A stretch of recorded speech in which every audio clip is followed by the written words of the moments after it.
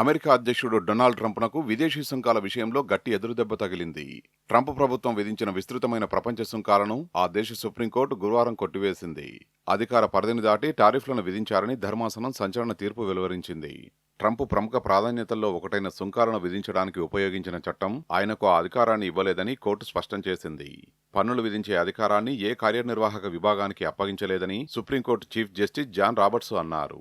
సుంకాలు, పన్నులు విధించే అధికారం దేశ అత్యున్నత చట్టసభ అయిన యుఎస్ కాంగ్రెస్కే ఉంటుందని దేశ రాజ్యాంగంలో ఉన్న విషయాన్ని బెంచ్ గుర్తు చేసింది. ఈ మేరకు 6-3 మెజారిటీతో అమెరికా అత్యున్నత న్యాయస్థానంలోని న్యాయమూర్తులు తీర్పునిచ్చారు. అయితే అమెరికా సుప్రీంకోర్టు తాజాగా ఇచ్చిన తీర్పు గత సంవత్సరం ప్రపంచంలోని దాదాపు ప్రతి దేశం నుండి దిగుమతి చేసుకునే వస్తువులపై ట్రంప్ విధించిన సుంకాలకు వర్తిస్తుంది.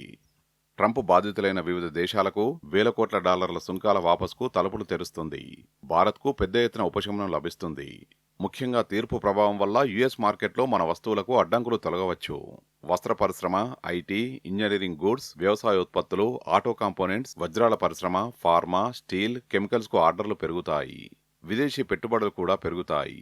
ట్రేడ్ అనిశ్చితి తగ్గితే మార్కెట్లు స్థిరంగా ఉంటాయి.